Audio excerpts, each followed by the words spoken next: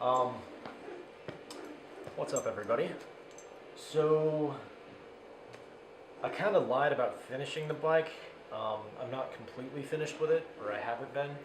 The fuel system has really been a pain to deal with. Long story short, went on forums, did my research, did my due diligence.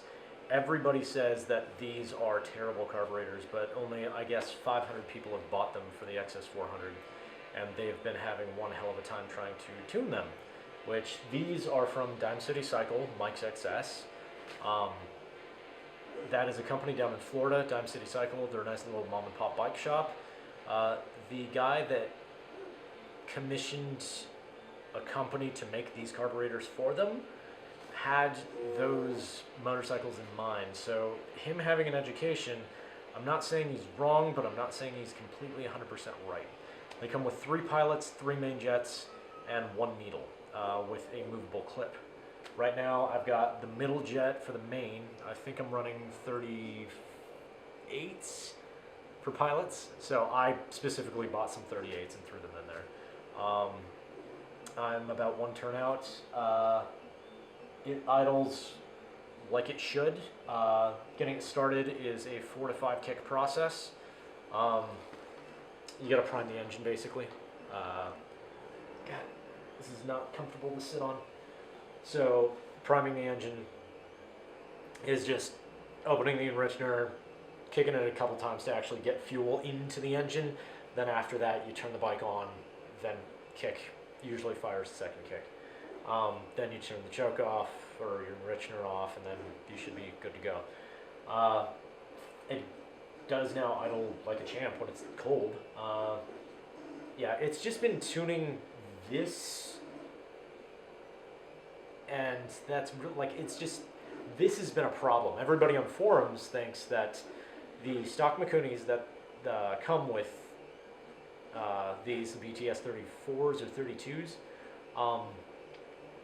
they come with a 140 main pilot or main jet in it, and in these the main jets are 120, 110, and 100. The 2 numbering systems are not the same. They're not on the same scale. So I think the Mikunis are actually like, you put basically a decimal after the first number. So a 140 would be 1.4, I think millimeters, or I actually couldn't tell you how much that is. It could be thousandths of an inch for all I know. But the Kians use a different system. So that designation of 100 is not actually 1.0, it's whatever the hell Mikuni decided to make it. Or sorry, Kian decided to make it. Overall, I have gotten it really close. Right now I think I'm running 110s as my mains, and the needle position is all the way retracted, so I'm running it as rich as humanly possible, which now it's snappy off the bottom end. At top, it's not really like, it keeps going, but I think it flattens out, so I think I need to up the mains. In fact, yes, I'll probably do that. What you're going to need is some way to get into the float bowl. You will need, that would be this. You'll need something to drain fuel into, and I always recommend a rag that you can stuff underneath your carburetor just in case it does leak everywhere. Then you can somewhat catch your spill before it makes too big of a mess. You'll also need the jet you are replacing, and you will also need, I recommend, the socket that is the same size as the jet. Mine happens to be 6 millimeter per jet. Wrench to take them out, socket wrench to take them out, and a screwdriver. So first thing I'm going to do is loosen the carburetor. First thing I'm going to do is make sure the fuel's off. Done. It's kind of a habit. I just did the other one, so I know. Loosen your carburetor so you can actually wiggle this back and forth, and it should come out pretty easily. I'm not even applying that much force. Thing slides right out. Cool. There's a lot of pulled up fuel right there. That's not good. That means my float bowl might be too full or high. Let's do this, and crack that open.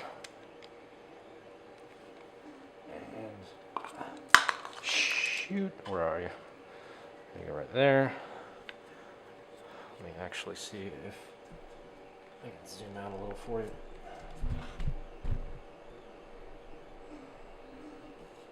Okay, there's a little better picture. I don't know if everything's in focus though. Doing what I can. Crack that open, starts leaking. There you go. All that beautiful gas that unfortunately is going to go to waste because now it's contaminated. 2 shots at a time. And I am going to actually crack this open just a little bit. I don't know. This makes me think something else is the problem. Because we've got a lot of pooled up fuel in here, and there shouldn't be that. If there's that much, then usually that signifies a problem, or signals a problem. I don't know. Crescent wrench, you should be able to find on the bottom of the carburetor. It's probably not in focus at all. I'm super sorry. I'll show you the other one though. Bottom of the carburetor, counterclockwise. These are brass, so don't go ham on trying to wrench these out. You'll either just strip them or you'll drive them in there so hard that they break, and good luck getting them out, because you'll probably wind up buying a new carburetor at that point, or it will be easier to. Old jet comes out. Make sure your the one you want is going to go in. Here's the one I want.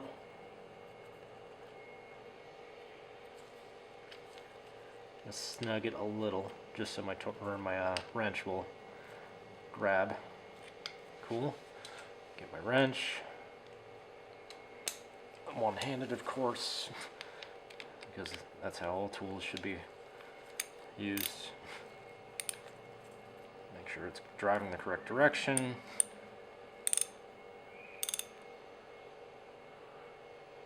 And I'm not applying much force at all. That's as much as my finger will push, and that's as much as I'm willing to give. So no real hand twisting or anything like that. But my 115's in there instead of my 105. The only thing I have to do now is reattach this. Sometimes you'll have to take off your fuel line, which mine is on the opposite side of this carburetor, so I didn't have to this time, but usually like you'll see a line that actually goes into your carburetor. It's full of fuel, kind of hard to miss, and you'll just put it the correct direction and take it off, put something below it so it catches all the gasoline.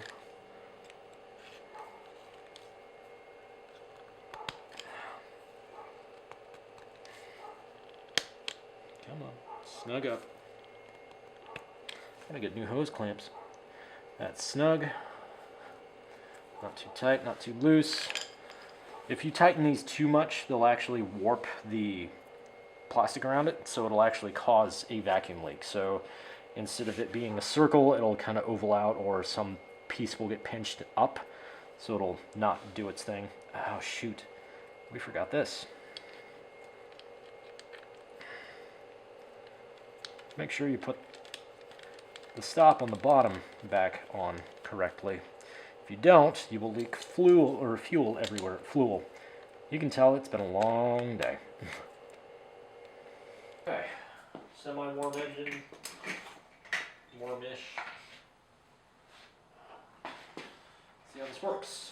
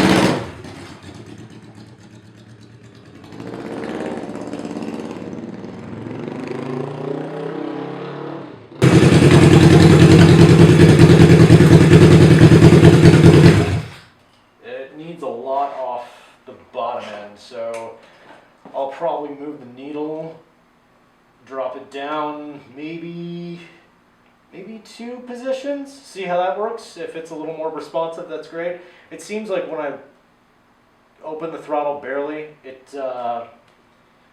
it starts choking out, which I don't know if it's a lean thing or a rich thing. So if I move the needle down 2 positions and it gets worse, then yeah, that's definitely lean.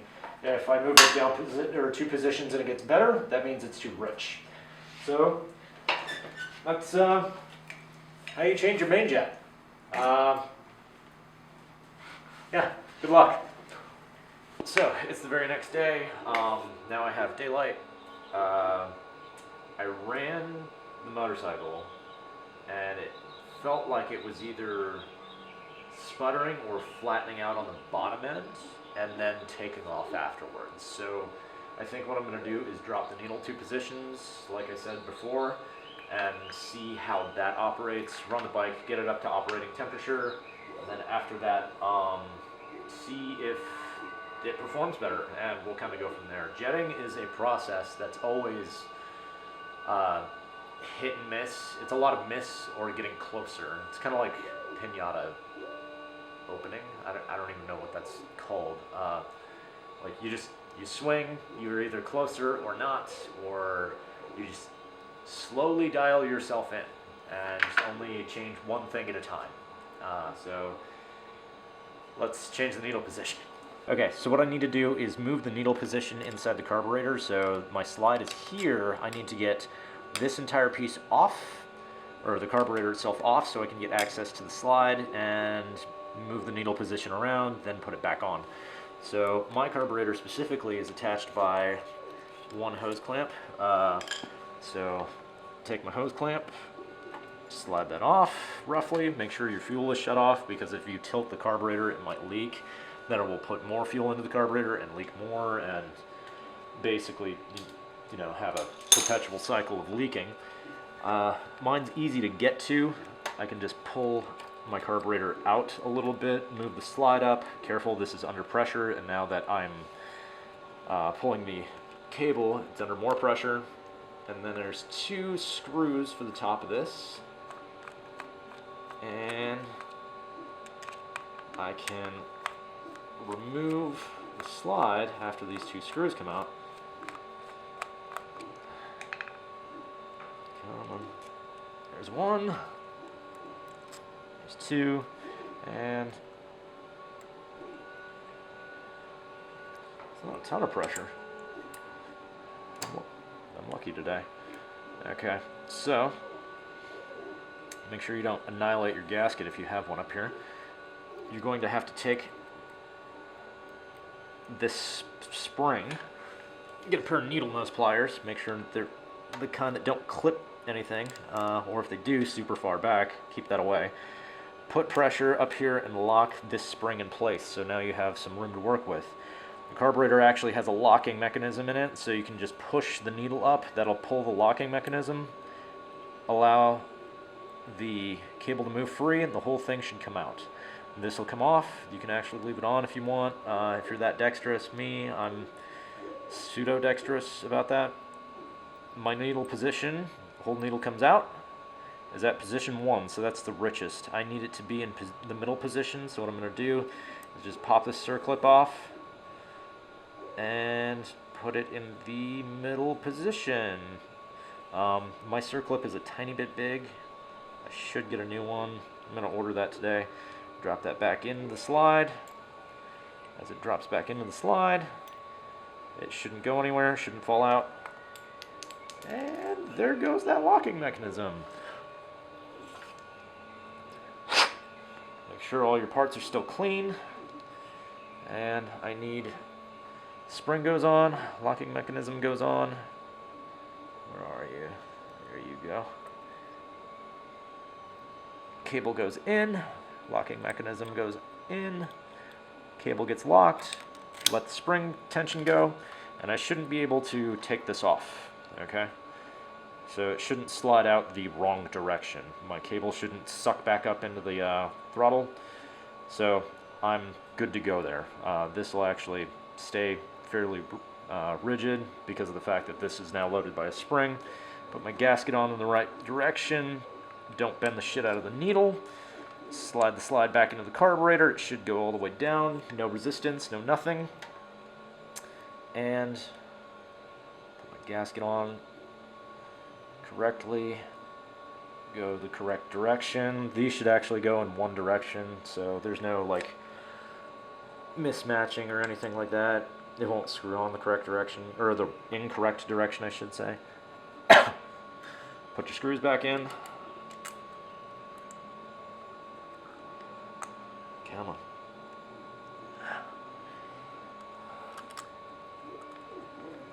Start those.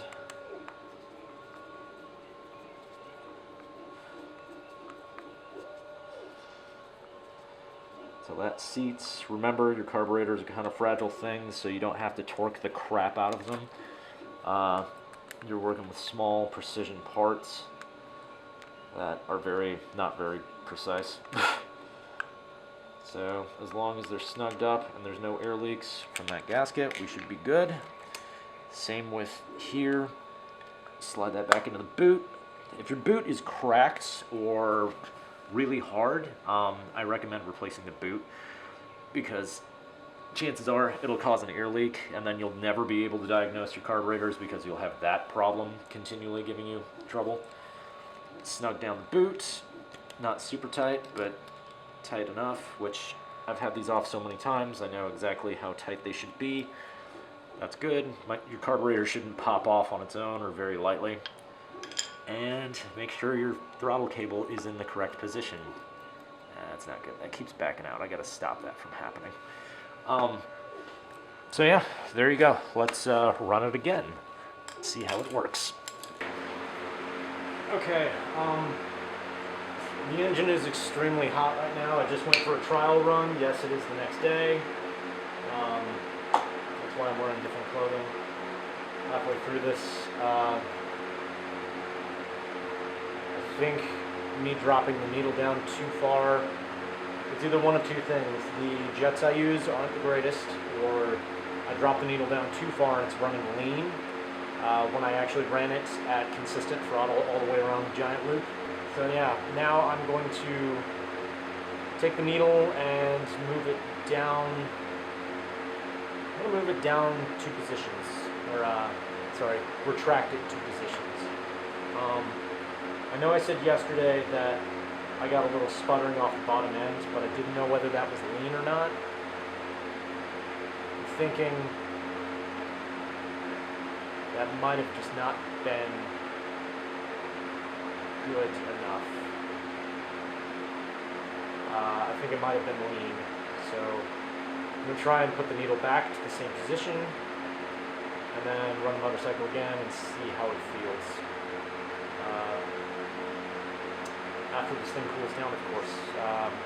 Every time you run an engine super lean or super rich, it tends to overheat, because one, you're either causing a lot of friction due to parts rubbing on each other, and you're washing away the oil because you're putting too much fuel into the engine. That's in extreme cases though. Or it's running lean and it's pre-detonating before it hits top dead center, or that's also an extreme. But if it runs a little lean, it basically heats up a lot faster because there's not enough spark in there to actually make a giant volume of explosion. And there's supposed to be enough gas to coat the cylinder wall to actually cool it down. The fuel on an air-cooled motorcycle from the 70s was actually designed to cool the engine as it goes, or that's just kind of how it worked, what they found out. Because if you run an engine too lean, it heats up, and then they figured out, oh, if we run at this optimal fuel efficiency or rate, the engine stays a solid temperature, which you kind of know when it happens because the engine starts to smell and get super hot. I mean, the engine's normally warm.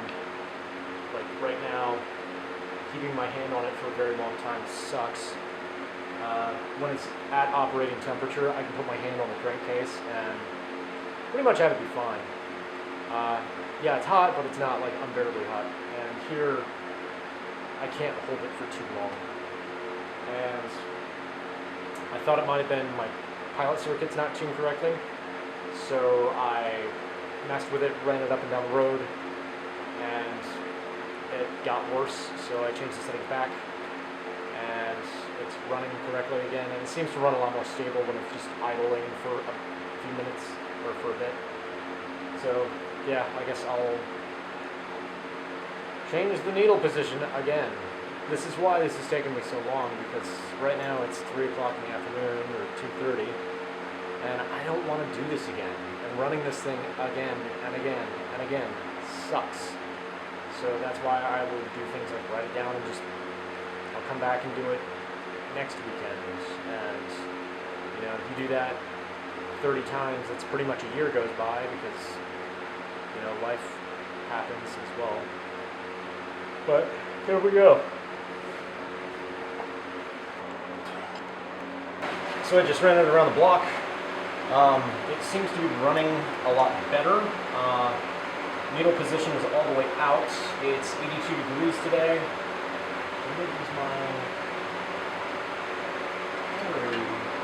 There we go. So that's good. As far as things go, it's warmer, there's thinner air, so there's going to be more fuel in there. I started tuning this in the morning when it was like in the 60s, and now it's 80. So that fluctuation does change a lot. If I could tune it to where it's 80 all the time, I'd be okay with that, because I can always enrich it later with the pilot circuit. I just basically need it to run stable and run smooth. So I think that's where I'm going to end this for today. Yeah, so that's basically like your jetting, fixing your needle procedure and your main procedure. Your pilot's about the same. It just involves a pilot screw, and you could just sit here when the bike is warm, then you just start tweaking the screw. But you can look up on anywhere. You're probably thumbing through these videos and just, you know, coasting, seeing what information you can get. I hope any information that I could give you was, or that was available to me, was helpful. Yeah, this thing's got me stumped. Not too bad, but not too great either. Just like, I've got a bubble in my fuel filter. I don't like that. And it goes to the top, and the top of the fuel filter, like, I need to actually shorten these by a little bit, so they'll actually seat and fuel will go the correct direction. Yeah, I don't know about that one. I'll probably fix that. What else? Yeah, I mean, that's, for the most part, it's just troubleshooting one thing at a time. The next time I ride this, I'm going to ride it around the big loop, see how it performs, see how fast it goes actually now, because I think it'll get up to 70, which if it does, I'm cool with. If it reaches 75, that's more than cool with me. I can take it anywhere in the greater Dallas area then. Yeah, I mainly got it as like a bar hopper-ish thing, so like going to friends' houses, cruise around town, go to McKinney, get something to eat kind of thing, I'm okay with that. I don't need it to do long distance mileage. I'm pretty sure if I had that, I'd get a sport bike again, or like a 550, or maybe a 650 if I could get my hands on one. Oh, God, sorry, super tired.